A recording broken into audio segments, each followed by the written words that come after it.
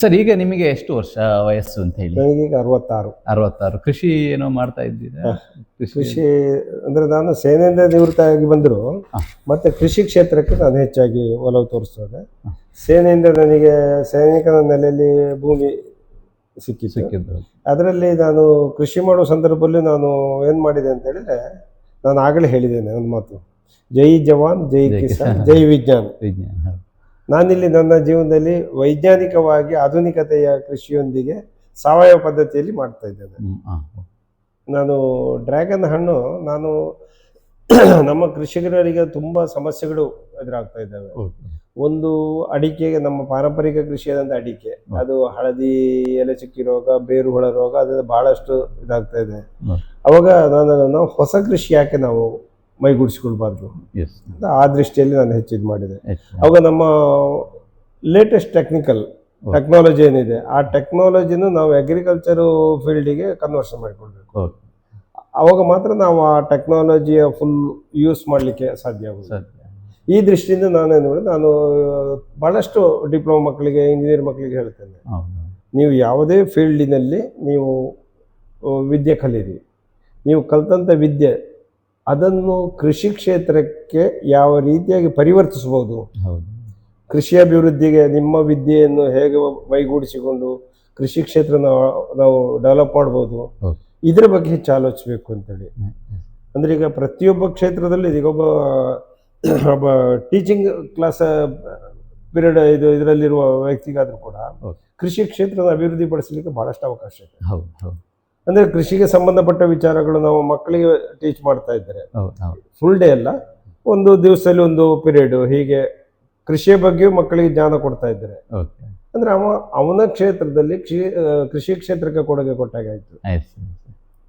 ಹಾಗೆ ಪ್ರತಿ ಯಾವುದೇ ವಿದ್ಯೆ ಕಲೀಲಿ, ಆ ವಿದ್ಯೆಯೊಟ್ಟಿಗೆ ಕೃಷಿ ಕ್ಷೇತ್ರವನ್ನು ಬಲಪಡಿಸುವಂತ ಹೆಚ್ಚಿಗೆ. ಯಾಕಂದ್ರೆ ನಾವು ಯಾವ ಕ್ಷೇತ್ರವನ್ನು ದುಡ್ಡು ಗಳಿಸ್ಬೋದು, ಆಹಾರ ತಿನ್ಲಿಕ್ಕೆ ಬೇಕು, ಹಸಿವಾಗದಾಗ ಆಹಾರ ಬೇಕು.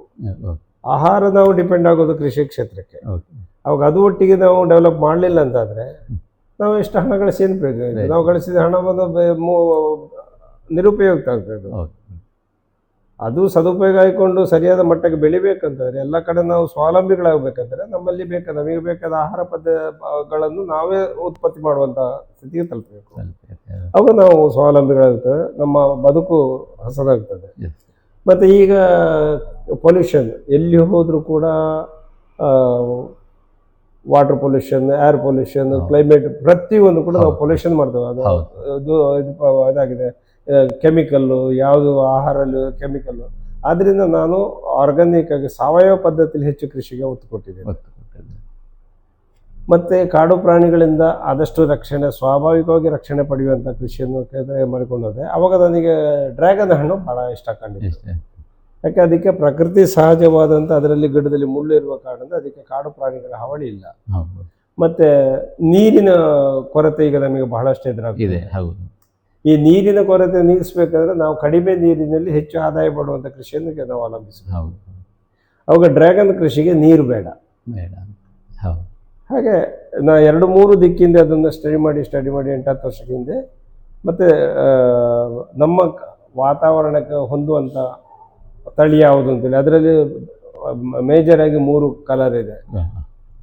ಇನ್ನೂ ಅದರಲ್ಲಿ ಡೆಪ್ತಲ್ಲಿ ಸ್ಟಡಿ ಮಾಡಲಿಕ್ಕೆ ಬಹಳಷ್ಟು ವಿಚಾರಗಳಿದ್ದಾವೆ. ಮತ್ತು ಆಹಾರದ ಸೈಡಿಂದಲೂ ನಮಗೆ ಉಪಯುಕ್ತವಾಗಿದೆ, ಆರೋಗ್ಯದ ಸೈಡಿಂದಲೂ ಉಪಯುಕ್ತವಾಗಿದೆ. ಡ್ರ್ಯಾಗನ್ ಹಣ್ಣು ಅಂದರೆ ಬಹಳಷ್ಟು ಕಾಯಿಲೆಗಳಿಗೆ ಸ್ವಾಭಾವಿಕವಾದ ಮದ್ದು ಅದರಲ್ಲಿದೆ. ಇಂಥದ್ದೆಲ್ಲ ನಾನು ನೋಡಿಕೊಂಡು ಡ್ರ್ಯಾಗನ್ ಹಣ್ಣಿಗೆ ಹೆಚ್ಚು ಒತ್ತು ಕೊಟ್ಟೆ. ಓಕೆ, ಕೃಷಿಯಲ್ಲಿ ಡ್ರ್ಯಾಗನ್ ಹಣ್ಣು. ಸರ್, ಎಷ್ಟು ಆರ್ಮಿ ಸರ್ವಿಸ್ ಅದೆಲ್ಲ ಮಾಡಿದ್ದೀರಿ? ಪುರಸ್ಕಾರಗಳು ಯಾವುದೆಲ್ಲ ಸಿಕ್ಕಿದೆ ಸರ್ ನಿಮಗೆ? ಪುರಸ್ಕಾರ ನೋಡಿ ಈಗ ತುಂಬಾ ಬಹಳಷ್ಟು ಅಂದ್ರೆ ಇತ್ತೀಚೆಗೆ ಅಂದ್ರೆ ನನಗೆ ಪ್ರಥಮವಾಗಿ ಕೇಂದ್ರ ಸರ್ಕಾರದಿಂದ ಜೈ ಜವಾನ್ ಜೈ ಕಿಸಾನ್ ರೈತರತ್ನ ಅವಾರ್ಡ್, ಮತ್ತೆ Poona Mahatma Gandhi rural development and research ಇದವರು ನನಗೆ ಪ್ರತಿಭಾ ಸಮ್ಮಾನ ಅಂತ ಮಾಡಿದ್ರು. ಮತ್ತೆ ಕರ್ನಾಟಕದ ಇದರಿಂದ ರೈತರತ್ನ ಅವಾರ್ಡ್ ಬಂತು. ಮತ್ತೆ ಆದಿಚುಂಚನಗಿರಿ ಶ್ರೀಗಳಿಂದ ನನಗೆ ಕರಾವಳಿ ರತ್ನ ಅವಾರ್ಡ್ ಕೊಟ್ಟಿದ್ರು. ಮತ್ತೆ ಜೆ.ಸಿ. ರತ್ನ ಇದು ಅವಾರ್ಡ್ ಕೊಟ್ಟಿದ್ರು. ಹಾಗೆ ಬಹಳಷ್ಟು ಬೇರೆ ಬೇರೆ ಕ್ಷೇತ್ರಗಳಲ್ಲಿ ಬಂದಿದೆ. ಅನಂತರ ಈಗ ಇತ್ತೀಚೆಗೆ ಅಂದರೆ ಭಾರತದ ಸೈನ್ಯದ ಸೇವಾ ಅವಧಿಯಲ್ಲಿಯೂ ಮತ್ತು ನಿವೃತ್ತಿ ನಂತರ ದೇಶಕ್ಕಾಗಿ ಯುವಜನತೆಗಾಗಿ ಕೊಡುಗೆ ಕೊಟ್ಟಂತ ಇದರ ಬೇಸ್ ಮೇಲೆ ಸಾಧಕ ಯೋಧ ಪ್ರಶಸ್ತಿ, ಅಚೀವರ್ ವೆಟರ್ನ್ ಅಂತ ಹೇಳ್ತಾರೆ, ಆ ಅವಾರ್ಡನ್ನು ಭಾರತದ ಸೇನಾ ಮಹಾದಂಡ ನಾಯಕರಾದ ಸೇನಾ ಮುಖ್ಯಾಲಯ ನ್ಯೂ ಡೆಲ್ಲಿಯಲ್ಲಿ ಈಗ ಮೊನ್ನೆ ಮಾರ್ಚ್ 20ನೇ ತಾರೀಕಿಗೆ ಅದು ನಮ್ಮ ದಕ್ಷಿಣ ಭಾರತಕ್ಕೆ ಪ್ರಥಮವಾಗಿ ಬಂದದ್ದು. ಅದು ನಾನು ಪಡೆಯುವಂತ ಯೋಗ ನನಗೆ ಸಿಕ್ಕಿದೆ. ಒಳ್ಳೆ ಸಿಕ್ಕಿದೆ ಸರ್. ಈಗ ನೀವು ಒಂದಿಷ್ಟು ಕ್ಯಾಪ್ ಹಾಕಿದ್ದೀರಿ, ಮತ್ತೆ ಬ್ಯಾಡ್ಜಸ್ ಎಲ್ಲ ಹಾಕಿದ್ದೀರಿ, ವೀಕ್ಷಕರಿಗೆ ಹೆಚ್ಚಿನವರಿಗೆ ಗೊತ್ತಿಲ್ಲ ಏನಂತ ಹೇಳಿ, ಸೊ ಅದರ ಬಗ್ಗೆ ಸ್ವಲ್ಪ ಹೇಳಬೇಕು ಅಂತೇಳಿ. ಕ್ಯಾಪ್ ಅಂದ್ರೆ ಸೈನ್ಯದ ನಾವು ನಿವೃತ್ತಿ ಆದ ನಂತರ ಸೇನಾ ಸೇವೆಯಲ್ಲಿ ಇರುವಾಗ ನಮಗೆ ನಮ್ಮದೇ ಆದ ಬ್ಯಾಚ್ಗಳಿದೆ, ಅದು ಬೇರೆ. ಇದರಲ್ಲಿ ಏನಾಗ್ತದೆ, ಈಗ ನೋಡಿ ಇದರಲ್ಲಿ ಕೊಟ್ಟಿದ್ರೆ ಇಂಡಿಯನ್ ಆರ್ಮಿ, ನಾವು ಯಾವ ಇದಿರೋ ಇಂಡಿಯನ್ ಫೋರ್ಸ್, ಮತ್ತೆ ವೆಟರನ್ ಅಂತಾರೆ ನಿವೃತ್ತ ಯೋಧ. ನಮಗೆ ರಿಟೈರ್ಮೆಂಟ್ ಆದ ಮತ್ತೆ ನಾವು ನಮ್ಮ ರ್ಯಾಂಕ್ ಅನ್ನು ಎಲ್ಲರೂ ಯೋಧರೇ, ಅದು ವೆಟರನ್ ಅಂತೇಳಿ ಸರ್ಕಾರ ಇದು ಮಾಡಿಕೊಟ್ಟಿದೆ. ಇದರಲ್ಲಿ 3 ಸೇನೆಗೆ ಸಂಬಂಧಪಟ್ಟಂತ ಇದು ಇದೆ, ವಾಯುಸೇನೆ, ಜಲಸೇನೆ, ಭೂಸೇನೆ. ಹಾಗೆ ಇದನ್ನು 3 ಒಟ್ಟಾಗಿ ಇಂಡಿಯನ್ ವೆಟರನ್ ಅಂತ ಹೇಳ್ತಾರೆ. ಇದನ್ನು ನಾವು ಸರ್ ಇಲ್ಲಿ ಮತ್ತೆ ಈ ಮೆಡಲ್ಗಳು ನಮ್ಮ ಬೇರೆ ಬೇರೆ ಕ್ಷೇತ್ರದಲ್ಲಿ ನಾವು ಸೇವೆ ಮಾಡ್ತೇವೆ, ಇದರ ಮೇಲೆ ಈ ಮೆಡಲ್ಗಳನ್ನು ಕೊಡ್ತಾರೆ. ಇದು ನಮಗೆ ಒಂದು ಬೇರೆ ಬೇರೆ ಕ್ಷೇತ್ರ ಹೇಗೆ ಸರ್ ಅದು? ಅದಂದ್ರೆ ಈಗ ನಾವು ಇದರಲ್ಲಿ ನೋಡಿ, ಶ್ರೀಲಂಕಾಕ್ಕೆ ಹೋಗ್ತಿದ್ವಿ, ಇದು ಶ್ರೀಲಂಕಾ ಯುದ್ಧದ ಇದು, ಹೀಗೆ ಬೇರೆ ಬೇರೆ ಇದ್ರಿದೆ. JNK ಇದೆ, ಜಮ್ಮು ಕಾಶ್ಮೀರದ್ದು, ಅರುಣಾಚಲ ಪ್ರದೇಶ ಯುದ್ಧ ಮಾಡಿದ ಪ್ರತೀಕವಾಗಿ ಅಲ್ಲಿಂದ ಮೆಡಲ್ ಆ ರೀತಿ ಸರ್ವಿಸ್ ಮಾಡಿ ಭಾರತ ಸರ್ಕಾರದಿಂದ ಕೊಡುವಂತದ್ದು. ಎಸ್, ಇದಿಷ್ಟು ಹೆಚ್ಚಿನವರಿಗೆ ಅಂದ್ರೆ ಹಾಕಿಕೊಂಡಿರ್ತಾರೆ, ಏನಂತ ಗೊತ್ತಿರೋದಿಲ್ಲ. ಸೊ ಅದರ ಬಗ್ಗೆ ಈಗ ಸೈನ್ಯದಲ್ಲಿ ಇದ್ದವನಿಗೆ ಅಂತಾರೆ ನೋಡ್ಲಿಕ್ಕೆ ಅವನ ಮೆಡಲ್ ನೋಡಿ ಕೂಡ ಇವ ಇಷ್ಟು ಸರ್ವಿಸ್ ಮಾಡಿ ಬಂದಿದ್ದಾರೆ ಅಂತ. ಅಂದ್ರೆ ಅವ್ರಿಗೆ ಕೆಲವರಿಗೆ ಅವನಲ್ಲಿ ಮೆಡಲ್ ಕಮ್ಮಿದ್ದ ಕೂಡಲೇ ಅವನಿಗೆ ಇದಿಲ್ಲ ಅಂತೇಳಿ ಅಲ್ಲ, ಅವನಿಗೆ ಅವಕಾಶ ದೊರೆತಿರದೇ ಇರಬಹುದು. ಈಗ ಶ್ರೀಲಂಕಾಕ್ಕೆ ಹೋಗುವಾಗ ನಾವು ಕೇವಲ ಎಷ್ಟೋ 1000 ಜನ ಮಾತ್ರ ಹೋಗಿದ್ದು, ಇಂಡಿಯನ್ ಆರ್ಮಿಲಿ ಲಕ್ಷಗಟ್ಟಲೆ ಜನ ಇದ್ದಾರೆ. ಹಾಗೇಳಿ ಅವರು ಅನ್ಫಿಟ್ ಅಂತ ಹೇಳಿ ಅಲ್ಲ, ಅವರು ಕೂಡ ಯೋಗ್ಯರೇ, ಅಲ್ಲಿಗೆ ಅವರಿಗೆ ಅವಕಾಶ ದೊರೆಯಲಿಲ್ಲ. ಹಾಗೆ ಯಾರಿಗೆ ದೊರೆತಿದೆ, ಕೆಲವು ಕಷ್ಟದ ಸ್ಥಳಗಳಿಗೆ ಹೋಗುವಾಗ ಅಂತ ಸಿಗುವಂತದ ಅಲ್ಲ. ಭಾರತದ ಬೇರೆ ಬೇರೆ ಕ್ಷೇತ್ರಗಳಲ್ಲಿ ಸೇವೆ ಮಾಡಿದಾಗಲೂ ಪ್ರತಿ ಕ್ಷೇತ್ರಕ್ಕೂ ಕೊಡ್ತಾರೆ. ಹಾಗೆ ಸಿಗುವಂತಹ ಬ್ಯಾಡ್ಜಸ್ಗಳು ಅಂತೇಳಿ. ಎಸ್ ಸರ್, ನಿಮ್ಮನ್ನ ನೋಡಿ ಒಂದಷ್ಟು ಯುವಕ ಇಲ್ಲಿ ಮೇಲೆ ಇಟ್ಟಿದ್ದಾರೆ. ಇದೀಗ ಮೊನ್ನೆ ಸೇನಾ ಮಹಾದಂಡ ನಾಯಕರನ್ನು ದೊರೆತಂತ ಅಲ್ಲಿ COAS ಅಂದ್ರೆ ಚೀಫ್ ಆಫ್ ಆರ್ಮಿ ಸ್ಟಾಫ್ ಅದರಲ್ಲೇ ಮೆನ್ಷನ್ ಆಗಿದೆ. ಸರ್, ನಿಮಗೆ ಆರ್ಮಿಗೆ ಸರ್ವಿಸ್ ಮಾಡಿದ್ದೀರಿ, ನಿಮಗೆ ರಿಯಾಯಿತಿಗಳು ಹೇಗೆ, ಸೌಲಭ್ಯಗಳು ಹೇಗಿದೆ ಈಗ ರಿಟೈರ್ಮೆಂಟ್ ಆದಂತವರು? ಅಂದ್ರೆ ಸರ್ಕಾರದಿಂದ ನಮಗೆ ಕೆಲವೆಲ್ಲ ರಿಯಾಯಿತಿ ದರದಲ್ಲಿ ನಮಗ ಕ್ಯಾಂಟೀನ್ ಅಲ್ಲಿ ಸರ್ವಿಸ್ ಅಲ್ಲಿ ಸಿಗ್ತದೆ. ಅದು ನಮಗೆ ಮಂಗಳೂರಲ್ಲಿ ಹೋಗಿ ನಾವು ಪಡ್ಕೊಳ್ಬೇಕು, ಅದು ದೊರೆಯುತ್ತಾ ಇದೆ. ಅಂದ್ರೆ ಹೇಗೆ ಸರ್, ಏನಂದ್ರೆ ಈಗ ನಮ್ಮ ನಿತ್ಯ ಉಪಯೋಗ ವಸ್ತುಗಳು ಬರ್ತವೆ, ಟೂತ್ ಪೇಸ್ಟ್ ಬರುತ್ತೆ, ಪ್ರತಿಯೊಂದು ಸೋಪು ತಿಂಗಳಿಗೊಮ್ಮೆ ಹೋಗಿ ಪಡ್ಕೊಳ್ಬೇಕು. ತಿಂಗಳಿಗೊಮ್ಮೆ ಅಂತಲ್ಲ, ನಾವು ತಿಂಗಳಿಗೆ 2 ಸರ್ತಿ ಹೋಗ್ಬೋದು. ಅದ್ರ ನಮಗೆ ಅದು ನಾವು ಹೋಗುವಾಗ ನಮಗೆ ಇಡೀ ತಿಂಗಳಿಗೆ ಬೇಕಾದ್ರೆ ನಾವು ತಗೊಂಡು ಬರ್ಬೋದು. ಮತ್ತೆ ನಾವು ದೊಡ್ಡ ಮಟ್ಟಿಗೆ ಯಾವ್ದಾದ್ರು ವಾಹನ ಪರ್ಚೇಸ್ ಮಾಡ್ತಿದ್ರೆ ಅದಕ್ಕೆ ಇಷ್ಟು ಲಕ್ಷದವರೆಗೆ ಅಂತ ಒಂದು ಮಿತಿಗಳಿದ್ದಾವೆ. ಅದಕ್ಕೆ ದೊಡ್ಡ ವಾಹನಕ್ಕೆ ನಾವು ಕಾರು ಪರ್ಚೇಸ್ ಮಾಡ್ತಿದ್ರೆ ಅದಕ್ಕೆ ಮತ್ತೆ ನಮಗೆ 3 ವರ್ಷದವರೆಗೆ ಅದಕ್ಕೆ ಮತ್ತೆ ಒಂದು ಪರ್ಚೇಸ್ ಮಾಡಿ ಇಷ್ಟು ಕಾಲಘಟ್ಟ ನಿಗಂಟು ಮಾಡಿದ್ದಾರೆ. ಈ ಮಧ್ಯೆ ಪುನಃ ಅದೇ ವಸ್ತುವನ್ನು ಪರ್ಚೇಸ್ ಮಾಡ್ಲಿಕ್ಕೆ ಆಗುದಿಲ್ಲ.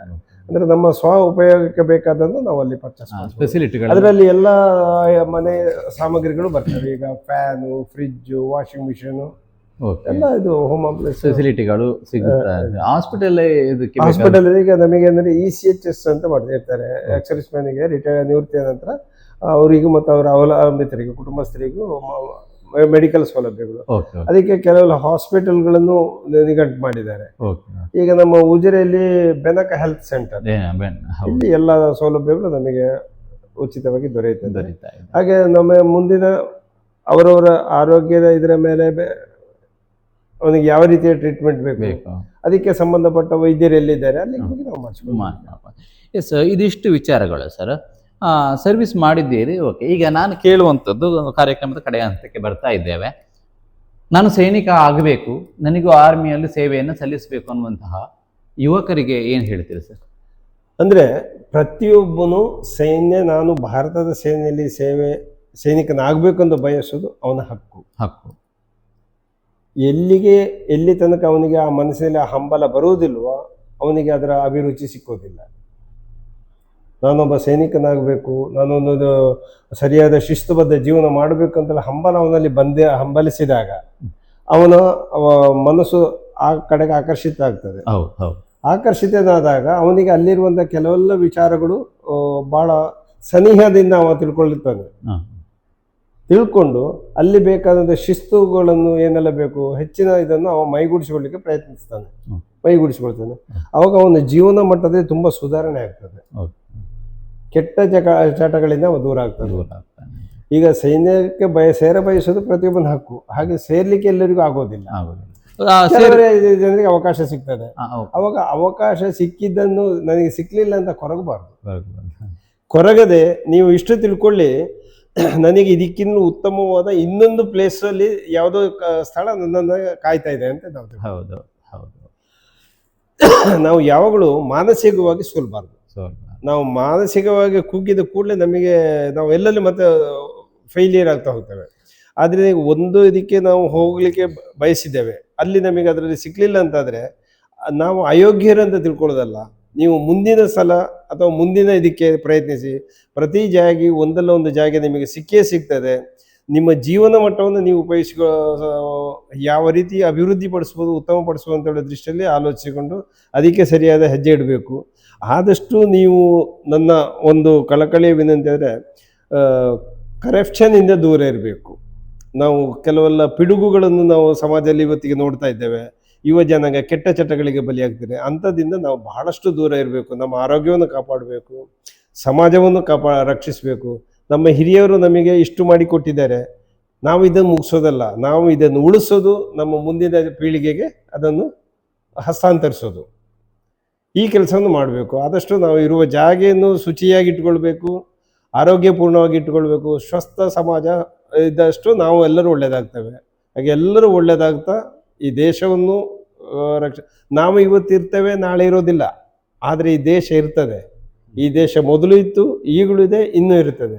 ಇದನ್ನು ನಾವು ನೆನಪಿನಲ್ಲಿ ಇಟ್ಟುಕೊಳ್ಬೇಕು. ವ್ಯಕ್ತಿ ಮುಖ್ಯ ಅಲ್ಲ, ನಮಗೆ ದೇಶ ಮುಖ್ಯ. ನಮ್ಮ ಹಿರಿಯರು ಮಾಡಿದಂಥ, ನಮಗೆ ಹಾಕಿಕೊಟ್ಟಂಥ ದಾರಿ, ನಮ್ಮ ಪರಂಪರೆ, ಇದು ಬಹಳ ಉತ್ತಮವಾದ ಪರಂಪರೆ ಇದೆ. ಇದನ್ನು ಉಳಿಸಿ ಬೆಳೆಸಿ ಮುಂದಿನ ಜನಾಂಗಕ್ಕೆ ನಾವು ತಗೊಳ್ಳುವಂಥ ಜವಾಬ್ದಾರಿ ಹೊತ್ತು ಇದನ್ನು ಅರಿತು ನಾವು ಇದನ್ನು ಹೆಜ್ಜೆ ಹಾಕಬೇಕು. ಪ್ರತಿಯೊಬ್ಬರು ನಿಮ್ಮ ಕ್ಷೇತ್ರದಲ್ಲಿ ದುಡಿರಿ, ದೇಶಕ್ಕಾಗಿ ದುಡಿರಿ. ಇದರಲ್ಲಿ ನಾವು ಮಾಡಿದ್ರಲ್ಲಿ ಎಲ್ಲ ನಾವು ಕೇಳ್ತೇವೆ, ಅವ ಏನು ನನಗೆ ಕೊಟ್ಟ, ಏನಾದ್ರು ತಪ್ಪು ಮಾಡಿದ್ರೆ ಅವ ಮಾಡಿದ, ಇವಂದಾಗಿ ನನಗೆ ಅದು ತಿಳಿಬೇಡಿ. ನಾವು ದೇಶಕ್ಕೆ ಏನು ಮಾಡ್ಬೋದು, ನಾವು ಇನ್ನೊಬ್ಬನಿಗೆ ಏನು ಕೊಟ್ಟಿದ್ದೇವೆ, ಇದನ್ನು ನಾವು ಆಲೋಚಿಸಿದ್ರೆ ನಾವು ಸುಧಾರಣೆ ಆಗ್ತೇವೆ.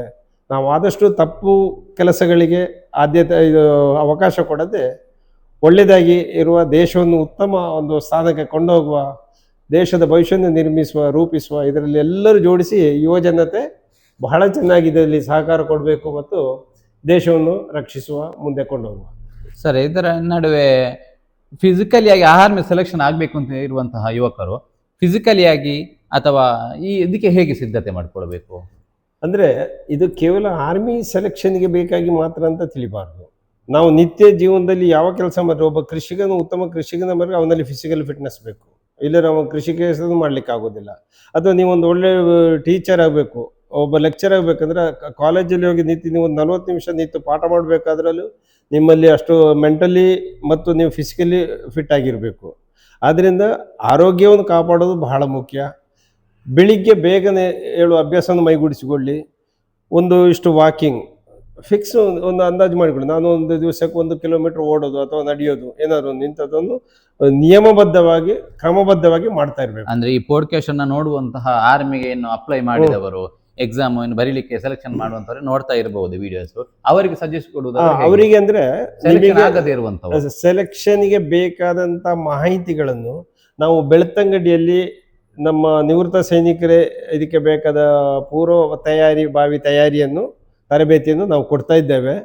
ಹಾಗೆ ಪುತ್ತೂರಿನಲ್ಲಿಯೂ ವಿದ್ಯಾಮಾತಾ ಅಕಾಡೆಮಿ ಅಂತ ಇದೆ, ಅಲ್ಲಿಯೂ ಕೂಡ ಪೂರ್ವಭಾವಿ ತಯಾರಿಕೆಗೆ ಬೇಕಾದಂಥ ಮಾಹಿತಿಗಳನ್ನು ಕೊಡ್ತಾರೆ. ಅದು ಕೂಡ ಸೇನೆಗೆ ಸೇರುವವರಿಗೆ ಪೂರ್ಣ ಉಚಿತವಾಗಿ ಕೊಡ್ತಾ ಇದ್ದೇವೆ. ನೀವು ಏನು ಅದಕ್ಕಾಗಿ ನಿಮ್ಮ ಕೈಯಿಂದ ಖರ್ಚು ಮಾಡಬೇಕಾದ ಅಗತ್ಯ ಇಲ್ಲ. ನೀವು ಅಲ್ಲಿಗೆ ಸಮಯಕ್ಕೆ ಸರಿಯಾಗಿ ಬಂದು ಅದರ ಮಾಹಿತಿಗಳನ್ನು ಪಡ್ಕೊಳ್ಳಿ, ನೀವು ಅದರನ್ನು ಪೂರ್ಣ ಲಾಭ ಪಡ್ಕೊಂಡು ಪ್ರಯೋಜನ ಪಡ್ಕೊಳ್ಳಿ ಅಂತೇಳಿ ನನ್ನ ಒಂದು ವಿನಂತಿ. ಸರ್, ಇದು ಆರ್ಮಿ ಈಗ ಕೇವಲ ಬೆಳ್ತಂಗಡಿ ಪುತ್ತೂರು ಅಂತಲ್ಲ, ಬೇರೆ ಬೇರೆ ಕಡೆ ಎಲ್ಲ ನೋಡ್ತಾ ಕಡೆ ಇದ್ದಾರೆ. ಎಲ್ಲ ಕಡೆ ಇದೆ. ಅವ್ರಿಗೆ ನಾವು ನಂಬರ್ ಹಾಕ್ತೇನೆ, ನೀವು ಅವರಿಗೆ ಮಾಹಿತಿಯನ್ನ ಕೊಡಬಹುದು. ಇದೊಂದು ವಿಚಾರ. ಅಲ್ಲ, ಈ ಉಚಿತ ತರಬೇತಿ ಎಲ್ಲಾ ಕಡೆ ಕೊಡ್ತಾ ಇದ್ದಾರೆ. ಮಾಜಿ ಸೈನಿಕರು ಆಯಾ ಏರಿಯಾದವರು ಆಯಾ ಏರಿಯಾದಲ್ಲಿ ಕೊಡ್ತಾ ಇದ್ದಾರೆ ಸರ್. ಬಟ್ ನಾನು ನಿಮ್ಮ ಹತ್ರ ಕೇಳುದು ಏನು ಕೇಳಿದ್ರೆ, ನೀವು ಅವರಿಗೆ ಅಂದ್ರೆ ಆರ್ಮಿ ಈಗ ಕೆಲವರು ಅಪ್ಲೈ ಮಾಡಿದ್ದಾರೆ ಅಥವಾ ನಾಳೆ ಸೇವೆ ಸಲ್ಲಿಸಬೇಕು ಅಂತೆಲ್ಲ ರೆಡಿ ಆಗಿದ್ದಂಥವ್ರು ಇದ್ದಾರೆ, ಅವರು ಎಕ್ಸಾಮ್ ಮತ್ತೆ ಫಿಸಿಕಲ್ ಅನ್ನ ಹೇಗೆ ಮ್ಯಾನೇಜ್ ಮಾಡ್ಕೊಂಡು ಈಗ ಹೋಗ್ಬೇಕು ಅಂತ ಹೇಳಿ ಏನು ಹೇಳ್ತೀರಿ? ಅಲ್ಲ, ಅದೇ ನಾನು ಹೇಳಿದೆ. ಅದಂದ್ರೆ ಇದು ಎಲ್ಲ ನಮಗೆ ಈ ಚಾನೆಲ್ ಹೇಳಲಿಕ್ಕೆ ಆಗುವುದಿಲ್ಲ. ಅಂದ್ರೆ ಅದರಲ್ಲಿ ತುಂಬಾ ವಿಚಾರಗಳಿರ್ತವೆ. ಅಲ್ಲ, ಅಂದ್ರೆ ಈಗ ರನ್ನಿಂಗ್ ಹೇಗೆ ಮಾಡಬೇಕು ಅಥವಾ ಹೇಗೆ ಪ್ರಾಕ್ಟೀಸ್ ಮಾಡಿಕೊಂಡು ಬರ್ಬೇಕು, ಫಿಸಿಕಲ್ ಅಂದ್ರೆ ಈಗ ಪುಷಪ್ಸ್ ಗಳು ಇರ್ತದೆ, ಇದೆಲ್ಲ ಇರ್ತದಲ್ಲ, ಅದಕ್ಕೆ ದೈಹಿಕವಾಗಿ ಹೇಗೆ ಸಿದ್ಧರಿರ್ಬೇಕು, ತಯಾರಿ ಮನೆಯಲ್ಲಿ ಹೇಗೆ ತಯಾರಿ ಮಾಡಿಕೊಳ್ಬೇಕು ಅಂತ ಹೇಳಿ ಹಾಗೆ. ಅಲ್ಲ, ಅದನ್ನೇ ನಾನು ಈಗ ವಿಚಾರ ಹೇಳಿದ್ದೆ. ಅಂದ್ರೆ ಒಂದು ದಿವಸ ಆದ್ರೆ ಅವರ ಕ್ಷೇತ್ರಕ್ಕೆ ಅಲ್ಲಿಗೆ ಬಂದ್ರೆ ಅಲ್ಲಿ ಆ ದಿವಸ ಅಂದ್ರೆ ಅದು ಒಂದು ಅರ್ಧ ಗಂಟೆಯಲ್ಲಿ 10 ನಿಮಿಷದಲ್ಲಿ ಹೇಳಿಕೊಟ್ಟು ಮುಗಿಯುವಂತದ್ದಲ್ಲ. ಅಲ್ಲ, ಈಗ ನಾನು ಹೇಳುವಂಥದ್ದು ನೀವು ಟ್ರೈನಿಂಗ್ ಹಾಗೆ ಹೇಳಬೇಕು ಅಂತ ಹೇಳಿ ಅಲ್ಲ, ನಿಮ್ಮ ಸಜೆಷನ್ ಏನು ಅಂತ ಹೇಳುವಂಥದ್ದು ಅವರಿಗೆ ಅಷ್ಟೇ. ಫಿಸಿಕಲ್ ಬೆಳಿಗ್ಗೆ ಒಂದು ನಿಯಮಿತವಾಗಿ 1 ಗಂಟೆ ಅಥವಾ 1.25 ಗಂಟೆ ರನ್ನಿಂಗ್ ಮಾಡೋದು. ಓಕೆ. ಅದಾಗಿ ಬಂದ ಕೂಡಲೇ ಒಂದು ಪುಷಪ್, ಒಂದು 25 ಪುಷಪ್, ಸೂರ್ಯ ನಮಸ್ಕಾರ ಮಾಡೋದು. ಇಂಥದ್ದೆಲ್ಲ ಮಾಡಿದ ಕೂಡಲೇ ನಮ್ಮ ಶರೀರ ಸ್ವಲ್ಪ ಹೆಚ್ಚು ಬಿಲ್ಡಪ್ ಆಗ್ತದೆ ಫಿಸಿಕಲಿ. ಮತ್ತೆ 1.5 ಕಿಲೋಮೀಟರ್ ಅದಕ್ಕೆ ಸಮಯ ನಿರ್ಬಂಧ ಉಂಟು. ಆ ಸಮಯದೊಳಗೆ ತಲುಪುವಂತ ನಾವು ಸ್ಪೀಡ್ ರನ್ನಿಂಗ್ ಅಭ್ಯಾಸ ಮಾಡಬೇಕು. ನಮ್ಮ ಹೆಚ್ಚಿನ ಯುವಕರು ಫೈಲಿ ಆಗೋದು ರನ್ನಿಂಗ್ ಅಲ್ಲಿ. ಅವರಲ್ಲಿ ಬಾಕಿ ಎಲ್ಲ ಮಾಡ್ತಾರೆ, ಈಗ ಟೆಕ್ನಿಕಲ್ ಬರೆವಣೆ ರೈಟಿಂಗ್ ಎಲ್ಲ ಪಾಸ್ ಆಗ್ತಾರೆ, ಆದ್ರೆ ಫಿಸಿಕಲ್ ಪಾಸ್ ಆಗೋದಿಲ್ಲ. ಕಾರಣ ಏನಂದ್ರೆ ಈ ನಾವು ಒಂದು ಬೇಗ ರಾತ್ರಿ ಊಟ ಆಗಿ ಬೇಗ ಮಲಗಬೇಕು, ಬೆಳಿಗ್ಗೆ ಬೇಗ ಏಳಬೇಕು. ಬೆಳಿಗ್ಗೆ ಬೇಗ ಎದ್ದ ಕೂಡಲೇ ನಾವು ರನ್ನಿಂಗ್ ಅಭ್ಯಾಸ ಮಾಡಬೇಕು. ಈ ಓಟವನ್ನು ಸರಿಯಾಗಿ ಮೈಗೂಡಿಸಿಕೊಂಡ್ರೆ ನಾವು ಫಿಸಿಕಲ್ ಮತ್ತೆ ಅದೆಲ್ಲ ಒಂದಕ್ಕೊಂದು ಟಚ್ ಆಗಿ ಬರ್ತಾ ಇರ್ತದೆ, ಲಿಂಕ್ ಆಗಿ ನಮಗೆ ಸಿಗುತ್ತೆ ಅಂತ ಹೇಳಿ. Yes sir. ಸರ್, ಕಡೆಯದಾಗಿ ನಿಮ್ಮಲ್ಲಿ ಹೇಳೋದು ಏನು ಕೇಳಿದ್ರೆ, ಆರ್ಮಿಯಲ್ಲಿ ಇಷ್ಟು ವರ್ಷ ಸರ್ವಿಸ್ ಅನ್ನ ಮಾಡಿದ್ದೀರಿ ಅಲ್ಲ, ನಿಮಗೆ ತುಂಬಾ ದುಃಖ ಅಂತ ಹೇಳಿ ಅನಿಸಿದ ಒಂದು ಘಟನೆಯನ್ನ ಹೇಳುತ್ತಿದ್ರೆ ಏನು ಹೇಳ್ತೀರಿ? ಯಾವ ವಿಚಾರ ಇದೊಂದು ನಮಗೆ ತುಂಬಾ ಬೇಸರ ಆಯ್ತು ಅಂತ ಹೇಳಿ? ಬೇಸರ ಆರ್ಮಿ ವಿಚಾರದಲ್ಲಿ ಇರುವ ದುಃಖ ಅಂದ್ರೆ ನಾ ಹೇಳಿದಲ್ಲ, ರಂಗ ತೀರಿಯೋದ ವಿಚಾರ, ಅದು ಇವತ್ತಿಗೂ ಹಚ್ಚ ಹಸುರಾಗಿ ಇದೆ. ತುಂಬಾ ಸಂತೋಷದ ವಿಚಾರ ಯಾವುದು ಸರ್ ನಿಮಗೆ? ಅದಂದ್ರೆ ಬಹಳಷ್ಟು ಇರ್ಬೋದು. ಅದು ಒಂದು ವಿಚಾರವನ್ನು ಹೇಳಿ. ಮತ್ತೆ ಸೈನಿಕರು ಹೇಗೆ ಅಂತ ಹೇಳಿದ್ರೆ, ಸೈನ್ಯದ ಜೀವನ ಅಂದ್ರೆ ಅದೊಂದು ಕಷ್ಟಗಳ ಪರ್ವತ. ಹೌದು ಹೌದು. ಆ ಕಷ್ಟಗಳ ಪರ್ವತವನ್ನು ನಾವು ಇಷ್ಟಪಟ್ಟು ಮೆಟ್ಟಿ ನಿಂತಾಗ ಅದರಲ್ಲಿ ಸಿಕ್ಕುವಷ್ಟು ಸುಖ ಎಲ್ಲಿಯೂ ಸಿಗುತ್ತಿಲ್ಲ. ಯಾಕಂದ್ರೆ ಅಷ್ಟು ನಾವು ನಮ್ಮದೇ ಆದ ಗಳಿಕೆಯಲ್ಲಿ ಯಾವಾಗ ನಾವು ಒಂದು ಸ್ಥಾನವನ್ನು ತಲುಪುತ್ತೇವೆ, ಅದಕ್ಕಿಂತ ದೊಡ್ಡ ನಮಗೆ ಆತ್ಮತೃಪ್ತಿ ಬೇರೆ ಇರೋದಿಲ್ಲ. ಈಗ ಇಷ್ಟು ಜನ ನನ್ನನ್ನು ಪ್ರೀತಿಸ್ತಾರೆ, ಇದು ಲಕ್ಷಗಟ್ಟಲೆ ದುಡ್ಡು ಕೊಟ್ಟರು ಸಿಕ್ಕುವಂಥದ್ದು. ಈ ಜನರ ಪ್ರೀತಿ ಗಳಿಸೋದು ಅಂದ್ರೆ ಬಹಳ ಕಷ್ಟದ ವಿಚಾರ. ಅದನ್ನು ನಾವು ಗಳಿಸಿದ್ದೇವೆ, ಅದನ್ನು ಉಳಿಸಿ ಬೆಳೆಸಿಕೊಂಡು ಹೋಗೋದು ನಮ್ಮ ಕರ್ತವ್ಯ. ಹಾಗೆ ಈ ಜನರ ಒಂದು ಪ್ರೀತಿ ಗಳಿಸೋದುಂಟಲ್ಲ, ಅದು ಬಹಳ ಕಷ್ಟದ ವಿಚಾರ. ಇದಿಷ್ಟು ವಿಚಾರ. ಹಣ ಗಳಿಸಲಿಕ್ಕೂ ಅಷ್ಟು ಕಷ್ಟ ಇಲ್ಲ, ಜನರ ಪ್ರೀತಿ ಗಳಿಸಲಿಕ್ಕೆ, ವಿಶ್ವಾಸ ಗಳಿಸಲಿಕ್ಕೆ. ಮಪ್ಪಿಸ್ ಮಾಡಿದ್ದೀರಿ. ನಿಮ್ಮ ಬಗ್ಗೆ ಅರವಿಂದ್ ಚೊಕ್ಕಾಡಿ ಅವರೊಂದು ಪುಸ್ತಕವನ್ನ ಬರೆದಿದ್ದಾರೆ, ಕೈಯಲ್ಲಿ ಇಟ್ಕೊಂಡಿದ್ದಾರೆ. ಅದು ಏನು ಪುಸ್ತಕ ವಿಚಾರಗಳು ಅಂದ್ರೆ, ಅರವಿಂದ ಚೊಕ್ಕಾಡಿ ಅವರು ಅಂತ ಹೇಳಿದ್ರೆ ಅವರು ಒಂದು ಡಿಕ್ಷನರಿ ಇದ್ದಾರೆ. ಹೌದಾ? ವಿದ್ಯಾ ಕ್ಷೇತ್ರ ಮಾತ್ರ ಅಲ್ಲ, ಯಾವ ಕ್ಷೇತ್ರದ ಬಗ್ಗೆ ಕೂಡ ಅವರಲ್ಲಿರುವಂತ ಜ್ಞಾನ, ಅವರೊಂದು ಜ್ಞಾನ ಭಂಡಾರ. ಅಂತಹ ಮಹಾನ್ ವ್ಯಕ್ತಿಗಳು ಇಂದ ಸಮಾಜಕ್ಕೆ ಬಹಳಷ್ಟು ಕೊಡುಗೆಗಳು ಸಿಗ್ತಾ ಇದ್ದಾವೆ. ಯುವ ಜನತೆಗೆ ಅತಿ ಹೆಚ್ಚು ಸಿಕ್ಕುವಂತಹದ್ದು. ಅವಾಗ ಅವರು ಬಯಸಿದ್ರು, ನಾನು ಬಹಳ ಕ್ಷೇತ್ರದಲ್ಲಿ ಪುಸ್ತಕಗಳನ್ನು ಬರೆದಿದ್ದೇನೆ, ಸೈನ್ಯ ಕ್ಷೇತ್ರದಲ್ಲಿ ಬರೀಲಿಲ್ಲ, ಅದಕ್ಕೆ ನನಗೊಂದು ಅವರು ನನ್ನನ್ನು ಆಯ್ಕೆ ಮಾಡಿದ್ರು. ಅವಾಗ ನನಗೆ ಬಹಳ ಸಂತೋಷ ಆಯ್ತು. ಅಂತ ಒಂದು ಮಹಾನ್ ವ್ಯಕ್ತಿಯ ಅವರು ನನ್ನ ಕರ್ತವ್ಯದ ಬಗ್ಗೆ ಬರೀತಾರೆ ಅಂತ ಹೇಳಿದ್ರೆ, ಅದು ನಾನು ಯಾವುದೋ ಒಂದು ಜನ್ಮದ ಪುಣ್ಯದ ಫಲ. ಹಾಗೆ ಅರವಿಂದ ಚೊಕ್ಕಾಡಿಯವರು ಈ ಕ್ಷಮತೆ ಎಂಬ ಹೆಸರಿನಲ್ಲಿ ಈ ಪುಸ್ತಕವನ್ನು ಬರೆದಿದ್ದಾರೆ. ಅದು ವ್ಯಕ್ತಿಯ ಕ್ಷಮತೆ. ಹೆಸರೇ ಅದಕ್ಕೆ ಕ್ಷಮತೆ. ಕ್ಷಮತೆ.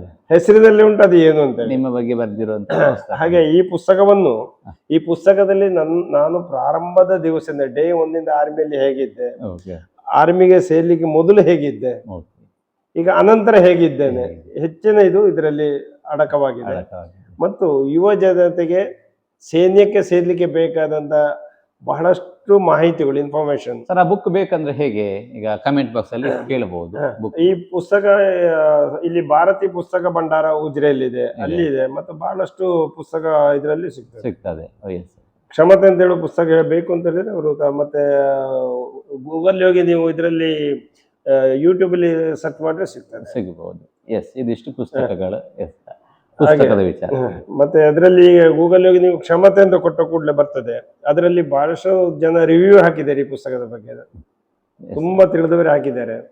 ಅದರಿಂದ ಇಂಥ ಪುಸ್ತಕವನ್ನು ನಾನು ಈ ನಮ್ಮ ಕನ್ನಡದ ಯಕ್ಷ ಇನ್ಫೋ ಚಾನೆಲ್ಗೆ ಮುಖಾಂತರ ನಿಮ್ಮ ಎಲ್ಲರಿಗೂ ಕೂಡ ಇದು ತಲುಪಲಿ ಮತ್ತು ಹೆಚ್ಚಿನವರು ಇದರ ಮಾಹಿತಿಯನ್ನು ಸದುಪಯೋಗ ಪಡ್ಕೊಳ್ಳಿ ಅಂತ ಹೇಳ್ತಾ ಎಲ್ಲರಿಗೂ ಧನ್ಯವಾದ ಹೇಳ್ತೇನೆ ಸರ್. ನಿಮಗೂ ನನ್ನ ವತಿಯಿಂದ ಈ ಒಂದು ಪುಸ್ತಕ.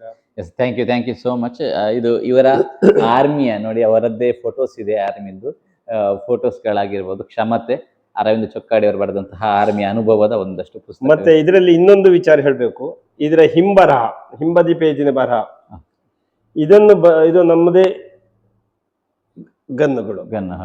ಇದು ಜೋಜಿಲಾ ಅಂದ್ರೆ ಈಗ ಕಾರ್ಗಿಲ್ ಬೆಟ್ಟ ಇದ್ದ ಹಾಗೆ ಶ್ರೀನಗರಲ್ಲಿ ಹೋಗುವಾಗ ನಾವು ಜೋಜಿಲಾ ಬೆಟ್ಟವನ್ನು ದಾಟಿ ಹೋಗ್ಬೇಕಾಗ್ತದೆ. ಜೋಜಿಲಾ ಯಾರ ಸ್ವಾಧೀನ ಇದೆ ಅದು ಕಾಶ್ಮೀರ ಅವರ ಸ್ವಾಧೀನದಲ್ಲಿ ಇರ್ತದೆ. ಈ ಜೋಜಿಲಾ ಬಗ್ಗೆ ನಾನು 1-2 ಮಾತು ಹೇಳ್ತೇನೆ. ಜೋಜಿಲಾ ಬೆಟ್ಟವನ್ನು ಪಾಕಿಸ್ತಾನ ಆಕ್ರಮಿಸಿ ಅದನ್ನು ಮರು ಸ್ವಾಧೀನ ಪಡಿಸಿಕೊಂಡಂತ ಜೋಜಿಲಾ ರೆಜಿಮೆಂಟ್ ಅಂದ್ರೆ ಅದು ನಾನು ಸೇವೆ ಮಾಡ್ಲಿಕ್ಕೆ ನನಗೆ ಅವಕಾಶ ಸಿಕ್ಕಿದೆ ಅಂತ 11 ಮೀಡಿಯಂ ರೆಜಿಮೆಂಟ್.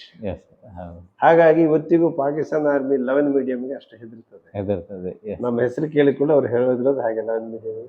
ಹಾಗಾಗಿ ನಾನು ಈ ಜೋಜಿಲಾ ರೆಜಿಮೆಂಟಿನ ಜೋಜಿಲಾ ಅವಾರ್ಡ್ ವಿನ್ನರ್. ಮತ್ತೆ ಇದರಲ್ಲಿ ಈ ಪುಸ್ತಕದಲ್ಲಿ ಪುಸ್ತಕದ ಹಿಂದಿನ ಇದಕ್ಕೆ ಬರ್ದಿದ್ದಾರೆ ಸಾರಾ ಅಬೂಬಕರ್ ಅವರು, ಕನ್ನಡದ ಸಾಹಿತಿ. ಇವರಲ್ಲಿ ಒಂದು ರಹಸ್ಯ ಇದೆ, ಅದು ಹೆಚ್ಚಿನವ್ರಿಗೆ ಗೊತ್ತಿಲ್ಲ. ಇವರ ಸಹೋದರ ಅವರು ನಮ್ಮ ಸೇನೆಯಲ್ಲಿ ಸೇವೆ ಮಾಡಿದರು. ಅವರನ್ನು 65ನೇ ಇಸ್ವಿ ಇದು ಭಾರತ ಚೀನಾ ಯುದ್ಧದ ಸಂದರ್ಭದಲ್ಲಿ ಚೈನಾದವರು ಅವರನ್ನು ತಕೊಂಡು ಹೋಗಿ ಅವರ ಮೃತದೇಹ ಇದುವರೆಗೆ ಸಿಗ್ಲಿಲ್ಲ. ಆದರೆ ಅಬೂಬಕರ್ ಅವರಿಗೆ ಈ ಜೋಜಿಲಾ ರೆಜಿಮೆಂಟಿನ ಬಗ್ಗೆ ಮತ್ತು ಇದರ ಮಾಹಿತಿಯ ಬಗ್ಗೆ ಹಿಂಬರ ಬರೆಯಲಿಕ್ಕೆ ಸಿಕ್ಕಿದ್ದು ಬಹಳ ಖುಷಿ ಪಟ್ಟಿದ್ರು ಅವರು. ನನ್ನ ಸಹೋದರಿ ಇಲ್ಲದ್ರೆ ಇನ್ನೊಬ್ಬ ಸಹೋದರನ ಬಗ್ಗೆ ನನಗೆ ಬರೆಯಲಿಕ್ಕೆ ಅವಕಾಶ ಸಿಕ್ಕಿತ್ತು ಅಂತ ಹೇಳಿ ಅದು ಇದು ಕೂಡ ಇದರಲ್ಲಿ ಇದೆ, ಈ ಪುಸ್ತಕದಲ್ಲಿ. ಅವರದ್ದು ಫೋಟೋ ಇದೆ ಇದರಲ್ಲಿ, ಅವರ ತಮ್ಮಂದು ಕೂಡ ಇದೆ. ಯಾವ ಪೇಜಲ್ಲಿ ಉಂಟಂತ ಇಲ್ಲಿದೆ ಕೊಡಿ. ಇಲ್ಲಿ ಇದೆ ಮೊಹಮ್ಮದ್ ಹಾಕಿಮ್ ಅಂತೇಳಿ. ಇವರು ಸಾರಾ ಅಬೂಬಕರ್ ಅವರ ಒಡಹುಟ್ಟು ತಮ್ಮ, ಸೈನ್ಯದಲ್ಲಿ ಸೇವೆ ಮಾಡಿದಂಥವ್ರು. Thank you so much sir. ನಿಮ್ಮ ಕೈಯಿಂದ ಈ ಪುಸ್ತಕ ಸಿಕ್ಕಿರುವಂಥದ್ದು ಬಹಳ ಹೆಮ್ಮೆ. ಸರ್, ಕಾರ್ಯಕ್ರಮದ ಕಡೆಯದಾಗಿ ಬರ್ತಾ ಇದ್ದೇವೆ. ಇಷ್ಟು ಹೊತ್ತು ನಿಮ್ಮ ಅಮೂಲ್ಯವಾದ ಟೈಮನ್ನು ಕೊಟ್ಟಿದ್ದೀರಿ. ಅಂತಿಮವಾಗಿ ಧನ್ಯವಾದ ಯಾರಿಗಾದ್ರೂ ಸಲ್ಲಿಸುವುದಿದ್ರೆ ಸಲ್ಲಿಸಬಹುದು. ಅಂದ್ರೆ ಇಂಥ ಯುವ ಜನತೆಗೆ ಒಂದು ಮಹತ್ತರ ಸಂದೇಶವನ್ನು ಕೊಡುವಂತ ಒಂದು ಕೆಲಸವನ್ನು ನೀವು ಯಕ್ಷ ಇನ್ಫೋ ಚಾನೆಲ್ ಕನ್ನಡ ಮಾಡ್ತಾ ಇದ್ದೀರಿ. ಇದು ಒಂದು ರೀತಿಯ ದೇಶ ಸೇವೆ. ಇಂಥ ಸೇವೆಯನ್ನು ಮಾಡ್ಲಿಕ್ಕೂ ನಿಮಗೆ ದೇವರು ಮನಸ್ಸು ಕೊಟ್ಟಿದ್ದಾನೆ ಮತ್ತು ನೀವು ಅದನ್ನು ಪೂರ್ಣ ಇದರಲ್ಲಿ ನೀವು ಪೂರ್ಣ ಯಶಸ್ಸು ಆಗಬೇಕು ಮತ್ತು ಹೆಚ್ಚಿನವರು ಇದನ್ನು ಸದುಪಯೋಗ ಪಡಿಕೊಂಡು ಉತ್ತಮ ಕೆಲಸಗಳನ್ನು ಮಾಡಿದ್ದೇ ಆದಲ್ಲಿ ಅವರ ನಿಸ್ವಾರ್ಥ ಸೇವೆ ಕೂಡ ಸಾರ್ಥಕಗೊಳ್ಳುತ್ತದೆ ಅಂತ ಹೇಳ್ತಾ ನಾನು ವೀಕ್ಷಕರಿಗೂ ಈ ಚಾನೆಲ್ನವರಿಗೂ ವಿಶೇಷವಾಗಿ ಧನ್ಯವಾದವನ್ನು ಸಮರ್ಪಿಸ್ತೇನೆ. ಧನ್ಯವಾದಗಳು sir. Thank you so much. ನಿಮ್ಮ ಮುಂದಿನ ಮತ್ತಷ್ಟು ವರ್ಷ ಆರೋಗ್ಯವಾಗಿ ಸುಖವಾಗಿ ಬಾಳಿ ಅಂತ ಹೇಳುತ್ತಾ ಆ ವೀಕ್ಷಕರ ಪರವಾಗಿ ನಾನು ಕೇಳಿಕೊಳ್ಳುತ್ತಾ ಇದ್ದೇನೆ. ಇಷ್ಟು ಹೊತ್ತು ನಿಮ್ಮ ಅಮೂಲ್ಯವಾದಂತಹ ಸಮಯವನ್ನು ಕೊಟ್ಟು ನಿಮ್ಮ ಸೈನ್ಯದ ಒಂದಷ್ಟು ಅನುಭವಗಳನ್ನು ಹಂಚಿಕೊಂಡು ರೋಮಾಂಚನ ಆಯಿತು. ನಮಗೆ ಸೈನ್ಯದಲ್ಲಿ ಸೇವೆ ಸಲ್ಲಿಸುವುದಕ್ಕೆ ಆಗದೇ ಇದ್ರೂ ಕೂಡ ನಿಮ್ಮಂಥವರ ಸಂದರ್ಶನ ಮಾಡಿರುವಂಥದ್ದು ಬಹಳ ಹೆಮ್ಮೆ. ನಿಮಗೆ ಸಲ್ಯೂಟ್ ಅನ್ನು ಸಲ್ಲಿಸುವುದರ ಮುಖಾಂತರ ಧನ್ಯವಾದಗಳನ್ನು ಸಲ್ಲಿಸ್ತಾ ಇದ್ದೇನೆ. ನಿಮಗೂ ಕೂಡ ನನ್ನ ಅನುಭವವನ್ನು ಜನರೊಟ್ಟಿಗೆ ಹಂಚಿಕೊಳ್ಳಿಕ್ಕೆ ಅವಕಾಶ ಮಾಡಿಕೊಟ್ಟಿದ್ದೀರಿ. ಅವಕಾಶಕ್ಕಾಗಿ ನಿಮಗೂ ಕೂಡ ಧನ್ಯವಾದ. Thank you so much. Yes ವೀಕ್ಷಕರೇ, ನೋಡಿದ್ರಲ್ಲ, ಇದು ತಮ್ಮ ಸೈನ್ಯದ ಅನುಭವವನ್ನ ಬಿಚ್ಚಿಟ್ಟಂತಹ ಮಾಜಿ ಸೈನಿಕರ ಅನುಭವದ ಮಾತುಗಳು. ಈ ಸಂಚಿಕೆ ನಿಮಗೆ ಇಷ್ಟ ಆಗಿದೆ ಅಂತ ಹೇಳಿ ಅಂದುಕೊಳ್ತೇನೆ. ಇಷ್ಟವಾಗಿದ್ದಲ್ಲಿ ವಾಹಿನಿಯನ್ನ ಸಬ್ಸ್ಕ್ರೈಬ್ ಮಾಡಿ, ವಿಡಿಯೋವನ್ನ ಶೇರ್ ಮಾಡಿ, ಜೊತೆಗೆ ಹೈಪ್ ಬಟನ್ ಅನ್ನ ಪ್ರೆಸ್ ಮಾಡಿ ಅಂತ ಹೇಳ್ತಾ, ಮುಂದಿನ ಬಾರಿ ಮತ್ತೊಬ್ಬರು ಸೈನ್ಯದಲ್ಲಿ ಸೇವೆ ಸಲ್ಲಿಸಿ ನಿವೃತ್ತರಾಗಿರುವಂತಹ ಇನ್ನೊಬ್ಬರು ಸೈನಿಕರನ್ನ ನಿಮ್ಮ ಮುಂದೆ ಕರೆತರುವಂತಹ ಪ್ರಯತ್ನವನ್ನ ಮಾಡ್ತೇನೆ. ಅಲ್ಲಿಯವರೆಗೆ ನಮ್ಮ ವಾಹಿನಿಯನ್ನ ನೋಡ್ತಾ ಇರಿ. ಇದು ಯಕ್ಷ ಇನ್ಫೋ ಕನ್ನಡ, ಸತ್ಯ ವಿಚಾರಗಳ ಸ್ಪಷ್ಟ ಸುದ್ದಿ. ಮುಂದಿನ ವಿಡಿಯೋದಲ್ಲಿ ಸಿಗೋಣ. ನಮಸ್ಕಾರ.